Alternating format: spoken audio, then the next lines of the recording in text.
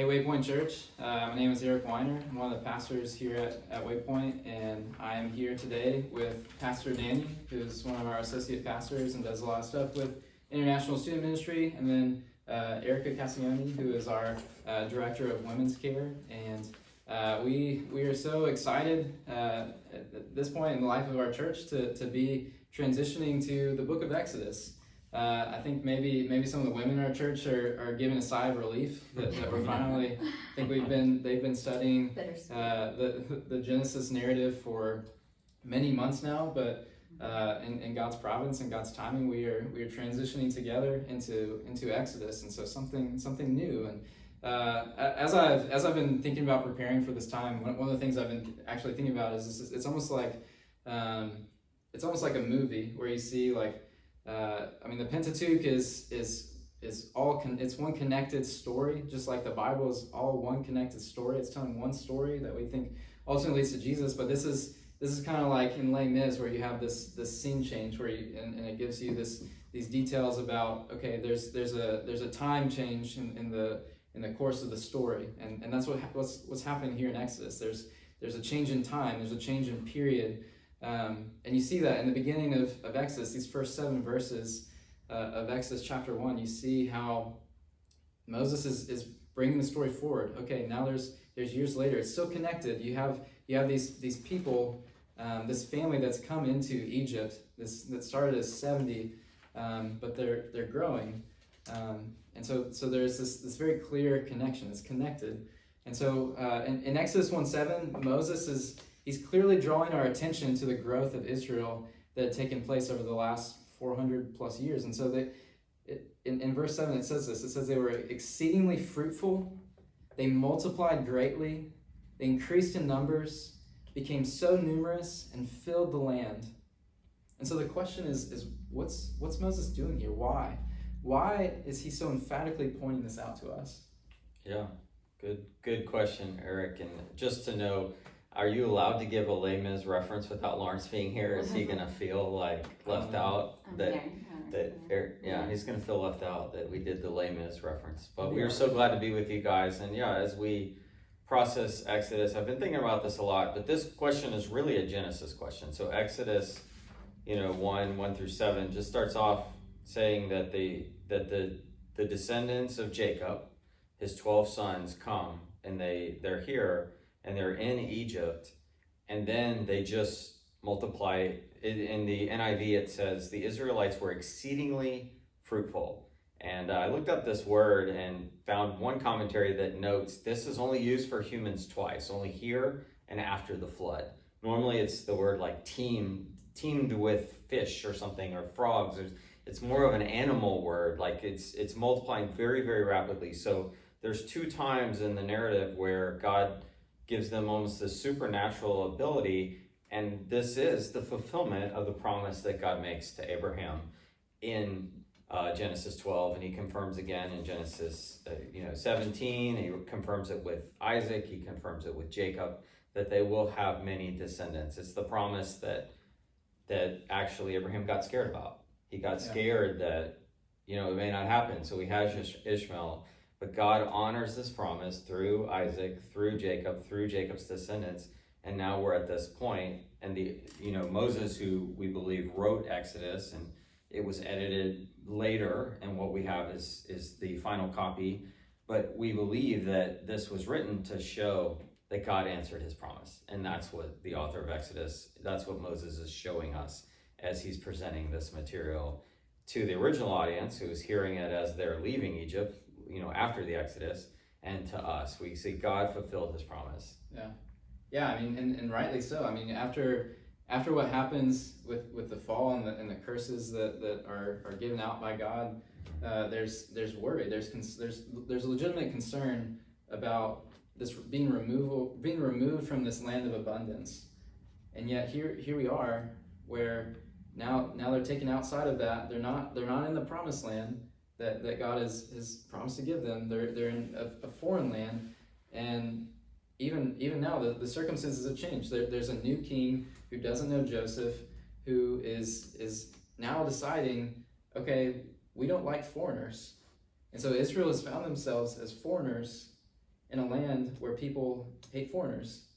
And so their circumstances have become really bleak in a sense. I mean, they're now acting against them in such a way as to do them harm, to oppress them.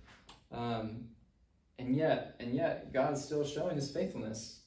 And so the circumstances of Israel are showing us that life isn't always balanced. It's not always fair. And so what do you notice about the changing circumstances for Israel in Egypt from the end of Genesis to the beginning of Exodus? What do we see happening here? Well, one commentary I was looking at pointed out how Genesis 46:8 and Exodus 1:1 are almost word for word the same, where they recount Jacob's sons, but the circumstances are completely different. In Genesis, it comes after Jacob's been reassured. Normally, I don't want you to go to Egypt. Normally, bad things happen there, but Right. I'll be with you. Go there, and it's good. They, escape famine. But here, they're in Egypt and they're enslaved, so the circumstances are almost completely different. And it seems like, is God different? Did God lead them astray? But yet, we'll see as the story goes on that God is the same and God is faithful. And so I think that's applicable always, maybe in our current circumstances especially. Yeah. And I mean, given our current circumstances, Israel's trying to navigate. What do we do?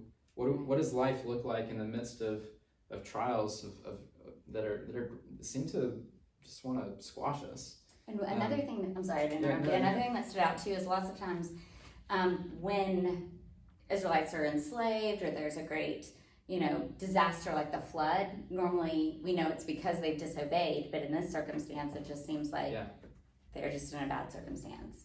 That's a great point. I think we do that. I think we do that too. Like we want to think that in some ways our circumstances are directly related to our actions, our behaviors, and we kind of pointed this out last week. Maybe we want to think that something bad's happening, so it must be a reflection of me. But that's not always the case. It's not always the case that our circumstances are a one-to-one correlation. And yet we suffer, and yet we experience trials of various kinds that feel unbearable. And the two couldn't be simultaneous. If they're in Egypt and the fulfillment of the covenant is true and they become a great people, Egypt can't be great anymore. So almost like as God's fulfilling one of his promises, the suffering comes because if one nation becomes great, all the other nations are going to be like, ooh, I don't want them to be great. We want to stay great. Mm-hmm. They're a threat to us, and that even leads into the next thing. So sometimes you're doing what God's asked you to do, and that becomes a threat, and it becomes, something where you just have to trust God. Mm-hmm. And this is one of those moments for them. I think that I was actually listening to a talk that Tim Keller gave last night, and he was talking about this idea, just given our present reality of our present circumstances dealing with the coronavirus and people experiencing a lot of suffering and trials and economic crisis and job status and sickness, all these things. He was asking questions about what do we do in times of suffering, because suffering will find us all, and so he was talking about these different worldviews and how they approach suffering and trials, and one of the things he said is that modernity, secularism, it has not prepared us well for suffering at all. And in fact, we've done an amazing job of creating this infrastructure for comfort. And now an unknown, unseeable illness, a virus, has completely wiped out that infrastructure. And so we're scrambling. We're trying to say, what do we do here? What advice can we take from Israel in this? And almost like modern people are all like pharaohs. We're all have the resources that only kings and very, very wealthy people in the past had. Now as modern people, we have the comforts that a pharaoh or a king or a rich man would have had, even if we're middle class. So when things start falling apart, we start panicking and try to take things in our own hands. And throughout the Pentateuch in the Old Testament into the New Testament, it's always God saying, trust me, seek first my kingdom. I'm their king, trust me. And even as God's developing this story, we see Moses rising up as that guy that he's raising up to trust, just like he raised up Abraham. Yeah, the ruler of Egypt, this new king, is creating all these strategies to try to thwart Israel, but also to what he's doing is he's trying to thwart God's plans. He's trying to thwart God's blessings, and yet God is still providing. God's still working. His plans are coming to fruition despite everything that is being done to try to counteract it. And you have this interesting birth account that's taking place, and so it's interesting this pivot point between Exodus 1 and 2. There's a lot of women who play a prominent role surrounding Moses' birth. What do you find so significant about the mention of these faithful women? Well, I just love that they're mentioned by name. I love that in Genesis, normally when women are mentioned, immediately it talks about their fertility or their appearance. But for these women, we hear about their compassion and their cleverness, their resourcefulness, their bravery. I love the midwives, that they are, this example of people who are willing to trust and obey God rather than an evil regime. It makes me think like in modern days of people who would, hide slaves on the Underground Railroad, or in Nazi Germany who would take Jewish people into their home, Corrie ten Boom or something like that. And I love that Moses' mom, her love forced her to act in bravery, and even Moses' adoptive mom, the princess, that she had compassion on him as well.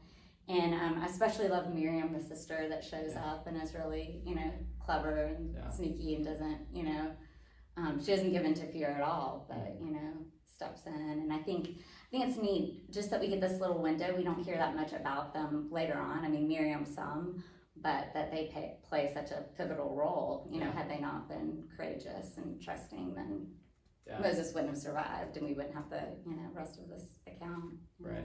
And one commentator I saw noted that the first time God's mentioned, and 2 times in this narrative, it says the midwives, the Egyptians, were the ones who feared God. Yeah. Like it's intentional that God isn't mentioned by name at the beginning of the narrative, because it's setting up this idea of, and then they're the first ones, and twice it highlights that they feared God. Yeah. And they didn't know God. It's not like they had the Bible and they just knew that they probably heard the stories by being around so many of the Israelite people.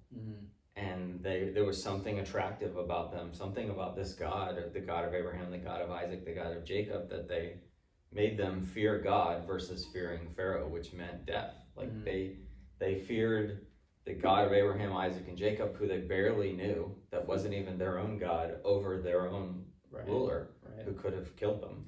And I love that God responds to them with kindness, these outsiders. It reminds me of like Hagar, that story too, who's also Hagar, who's also an Egyptian. Yes, Yeah. So, and I think Erica, you mentioned this already, but just the fact that their names are given, Shiphrah and Puah, their names are given in a story in which these commentators, at least from the commentators I read, they're kind of torn. It's not unanimous who this Pharaoh actually is. Like we don't know. Like his name's not given. Right. And then even the elders, the Israelite elders, their names are not given.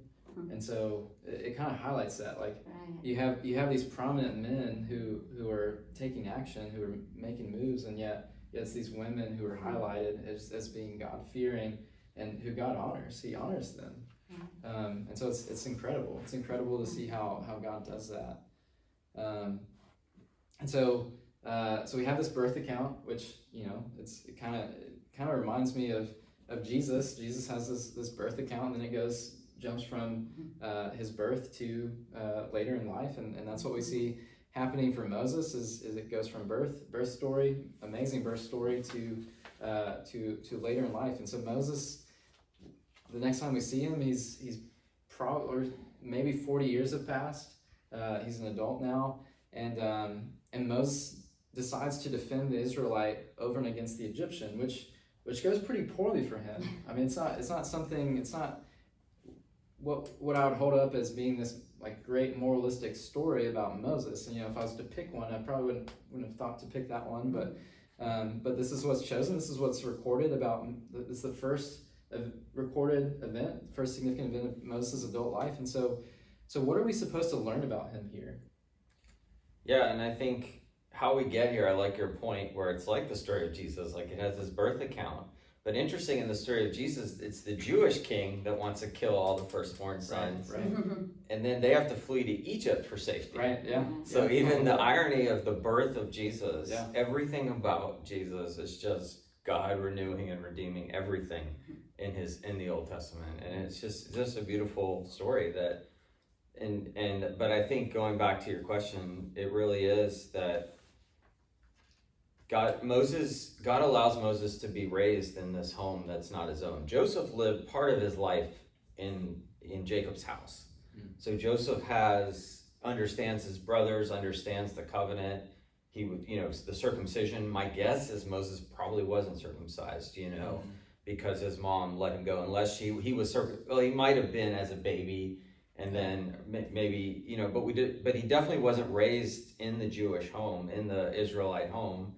So he goes into the court, but he knows there's something about him that's different. Like maybe he looks a tad different. He just knows he's different, and God puts him in a place where he sees the cruelty, and he has to do something. So I believe God raised him up for that moment and puts him right there, and he sees the cruelty, because it seems like the cruelty is getting worse and worse. It seems like it's brewing. This one Pharaoh is getting angry, and then as things are brewing, he really wants to suppress the people, and God puts Moses in that position to make a decision. And obviously, I don't think God wanted Moses to kill the man. I think but that led to Moses having to flee, and the next part of the narrative. Yeah, and I think what Moses is doing, I think what we see Moses doing is he's choosing to identify with the lowly. Yeah. He's choosing to humble himself. He's choosing to say, he's coming from the king's home, the king's palace, which is ironic given the mandate that the king made. But he's saying, no, I'm going to choose to identify with him. I want to protect them. I mean, he's taking action to care for them, to protect them, to help them. And yet even still, even in his identifying with them, it's not really well received. I mean, the Israelite, as he comes to him as they're fighting, tries to break it up. He says, who made you our ruler and our judge? Mm-hmm. And so why do you think his help is not received? Yeah, I mean, part of it maybe is God's plan to get him to Midian so that he can have this moment of, like, I've got to trust God. What if they were like, oh, sweet, you're right-hand man to the Pharaoh, so you're the guy who's going to get things done. Mm-hmm. What God's plan wasn't that Moses did things literally by wheeling and dealing with Pharaoh. That wasn't God's plan. Mm-hmm. God's plan was, he did that a little more with Joseph. Yeah. Joseph had a chance to have a lot of influence and with the dreams, but God wanted Moses to be pulled away. Interesting is Moses, so we can't know exactly, but we do know that Moses needed that season to go to see. Absolutely. And notice his name is Reuel and Jethro. It's the same name being used in different contexts, but Moses needed to go. Midians, this is really cool. That was one of Abraham's other sons, their descendant, and it's Midian traders that married Ishmaelites who sent Joseph to Egypt. So the whole story is tying back, but Moses needed that time there to trust God. And I would say Joseph also got that in prison. Yeah, too. Joseph had that time in prison. Leader seems to be misunderstood and have to pull. And Moses needed to go to a well and meet a woman, like some previous people in the Genesis narrative. And like Jesus comes to a well and meets a woman. And so you can see the ties. But I believe Moses needed that. He needed to be removed from it so that God could work in his heart so he could trust God. And Paul has a similar story. Paul goes from being the Pharisee, he has to pull away for a while, then he kind of rejoins the movement of God's church. So as we continue to see this story unfold, At the end of chapter 2, we finally see God appear on the scene, and it talks about how God is going to remember his covenant with his people. And so when it says that at the end of chapter 2 that he remembers his covenant, what does that mean? I mean, did he forget? Yeah. So when God remembers, it's obviously not like people who remember who have forgotten, but it's always when he shows his faithfulness, when he acts on his faithfulness. He shows that he's going to keep his covenant, and I think the language is important too, because it kind of is from our perspective. It looks as if he has remembered and forgotten, kind of like when he rests on the Sabbath. He doesn't need rest, but we need rest, and we need to remember, and we need to see that he's faithful. Yeah, that's good. So Moses is the continuation of God's faithfulness to the covenant, but it just happens in a different way. It happens one way with Abraham, it happens one way with Isaac, with Jacob, the 12 sons. The covenant's continuing, but God is using just circumstances in the world to continue to fulfill his promise to them. Yeah. And ultimately, it gets lots of kids, gets lots of descendants, and it gets them out of Egypt. Yeah. So. I mean, and there's even, in Genesis 12, God kind of predicts this. He says it's you're gonna have 430 years in captivity. Yeah. And yet, one commentator I read on this made the point that it's not really God remembering his covenant is not necessarily recollection. Rather, it's application. Right. Like he's choosing to honor his covenant at this point in time. Like he's choosing to work now, and so this is showing that God is about to act on our behalf. He's about to act on behalf of Israel. So let's talk about that for a moment. God comes down. Why should this signal to us that he hears our cries and he's concerned for his people? God comes down. Yeah, for people who have suffered, especially like the African American community when they literally were in slavery, the Exodus narrative has been one of the most important, if not the most important part of the Bible. They cut it out of like the slave Bibles. So the slave Bibles, the slave owners would cut out Exodus because they knew the power of this story. So for those who are suffering, they see a God who is near, a God who hears their cries, but also a God who's works in his timing too. Like they understand even if the suffering continues, that God is still working and God still cares for them. But ultimately, God will redeem them. So I think it's good for us to look back to the Exodus. It's good for us. Every Jewish person ever, like that was their moment that they look back to, the Passover and the Exodus. That God had to come. And when I say the Exodus, it really starts with Moses. It starts with the birth of Moses, and his parents do put him in the river, like the Pharaoh asked. Yeah. But God saves him on a boat, just like he saves Noah and his family, everything, and the tar and pitch, like that Noah puts on the boat. So so the fact that God comes down, I think this is good news for us. This is good news for us who are in times of comfort, but for those who are suffering, they can hear God and they can know that he is with them. And for all of us are going to hit times of suffering, whether they're large-scale suffering or small-scale suffering. So this account is good news. Yeah. And his timeline is so different than ours. Yeah. Even as we wait for like Christ's return, it's just different. Longer than we would often would like.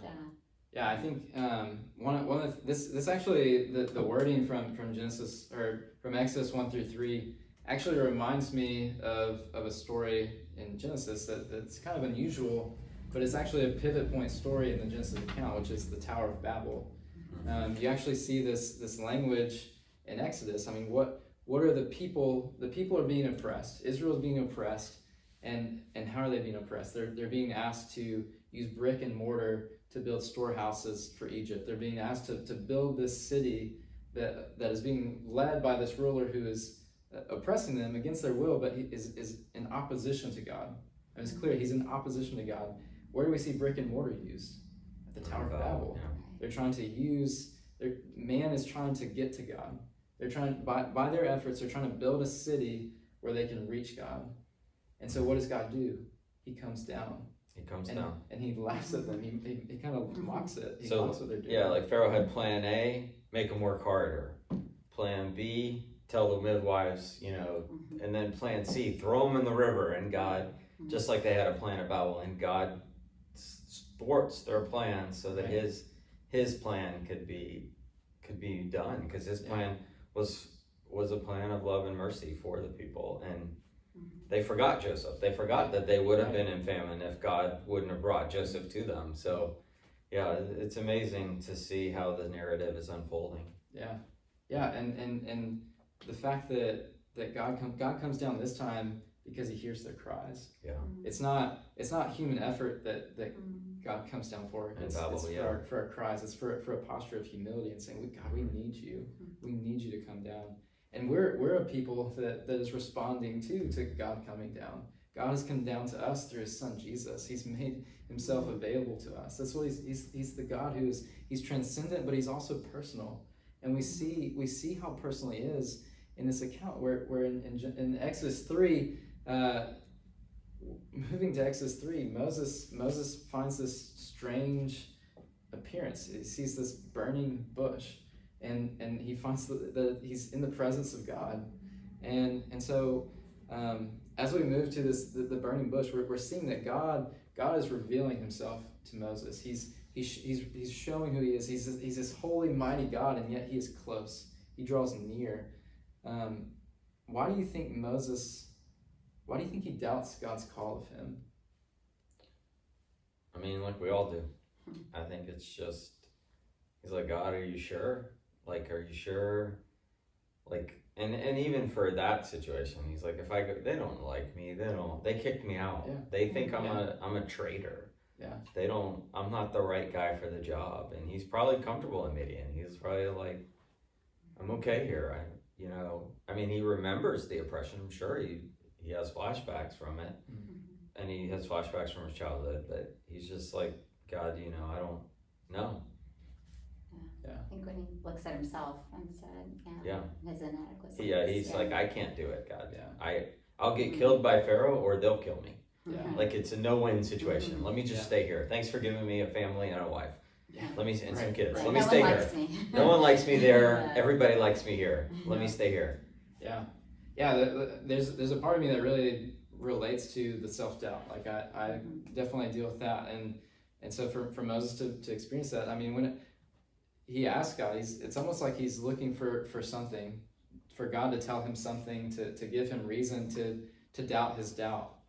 And whenever I do that, what I'm really looking for is, what I'm hoping is the person will tell me either something that affirms myself to make me feel better, like, okay, you're right, like I have something within myself that will make me able to do what you're asking me to do, or maybe I'm looking for them to point out something about the circumstances. Maybe there's something about my circumstances that I'm not seeing rightly. But when you put it that way, that gives me the assurance to know, okay, yes, I can do this. This is going to happen. I believe it. I trust you. But God doesn't do either of those things. He doesn't point to Moses' ability, and he doesn't point to some circumstance to say, okay, like now you can see this clearly. God says, I'm going to go with you. He points to himself and says, no, like, I'm with you, Moses. That's why you can have assurance in doing what I'm calling you to do. It's not that there's something great about yourself. It's like we've been saying, Moses isn't the hero. God is. Right. God is doing this. He's at work here. And so why does God give his name to Moses? It says, I am who I am, but he didn't give his name to Jacob in the rest account. Yeah. As you studied it. Why? Yeah. Yeah, no, I mean, that's a great question. I mean, I don't know exactly why he didn't do that for we were hoping you'd be our answer, Eric. Right? Come on, man. But it's interesting whenever Moses is asking this question, it's kind of a weird question to ask. It's like, okay, I'm gonna go to the Israelite people who I think they'll reject me, but I'm gonna trust you, God. I'm gonna go to them. But let me ask you this: who's sending me? Like, they're gonna ask for your name. It's like, well, God already said he's the God of Abraham and Isaac and Jacob. So there could be, hundreds of years of enslavement. Maybe maybe they've forgotten. Maybe they've forgotten some of this. Maybe that's Where the Egyptians had all these gods, a complicated Yeah. system. They Maybe saw adopted the power of the Egyptian gods. They Right. hadn't seen much power in this God of Abraham, Isaac, and Jacob. Right. Yeah. And so, so in a sense, it's like he's asking why, when I go to them, what's going to make the Israelites' ears perk up? What's going to make them think, okay, this is validation. This gives me credentials. Now you can trust me because this God is on my side. But he's not just asking for his name. Really, he's asking about his character and saying, well, what about you should let the Israelites trust that their circumstances are about to change? So what do you think God is revealing about himself by saying, this is my name, I am who I am? Because has to be his name. Yeah. He's not like the God of the river or the God of the thunder or the God that conquers the sea. Yes, God. He is I am. Yeah. He is it. I'm everything. Egyptians, your gods don't even come close. Yeah. You know, like it's not even on the radar. I am the existence of being. I am the creator of everything. Yeah. And yeah, he had to give it because that's his name. Yeah. And when Jesus continually says I am, they want to kill him over and over again because he's using this forbidden phrase in their culture, 2,000 years after this Moses account. And I think God is just revealing that's who he is. So on that note, we're going to wrap things up, but we really hope that you guys go back and read this narrative again. And we have 3 things that we want to just highlight that we can learn about God through this. Yeah, so I hope that what we're seeing from this, I hope that what you see unfolding in Exodus 1-3 is first that God's plans are certain. I think we all need to hear that. I think we need to hear that God's plan, even when man is working against it, even when our circumstances seem to be counteracting that. No, God's plans are certain. They're never in jeopardy. He is working on our. God's plans are going to continue to come about. They're going to be fulfilled. So God's plans are certain. The second thing is that God hears our cries. Amen. And it is a sweet thing to go before God and cry out to him. Let that be the place where we're crying out. Let's not run from him. Let's run to him and let him hear our cries. He's listening. He's listening to us. He's for us. Which is the third point. God acts on our behalf. We see that happening here. God is doing something for Israel that's going to change their lives. He's going to bring about salvation. He's going to bring about rescue. And we can be sure of that because of Jesus. We can be sure that God has already acted on our behalf and that he is still working today. He's still doing something for us. And so we can lean on him. We can trust him. We should look to him. And so with that being said, I want to end in Psalm 86. Just want to read this, the first half. Psalm 86 says this: "Incline your ear, O Lord, and answer me, for I am poor and needy. Preserve my life, for I am godly. Save your servant who trusts in you. You are my God. Be gracious to me, O Lord, for to you do I cry all the day. Gladden the soul of your servant, for to you, O Lord, do I lift up my soul. For you, O Lord, are good and forgiving, abounding in steadfast love to all who call upon you. Give ear, O Lord, to my prayer. Listen to my plea for grace. In the day of my trouble, I call upon you, for you answer me." Which I think is what we see happening. What we all need to remember is the psalmist is working this out in their own life of crying out to the Lord and looking for him to work. And then coming to the conclusion, God answers. God answers me. That's why I go to him. So I encourage you guys we should go to the Lord because he answers us, he hears us, and he acts on our behalf. Amen. We love you guys. Have a great week. Praying for you.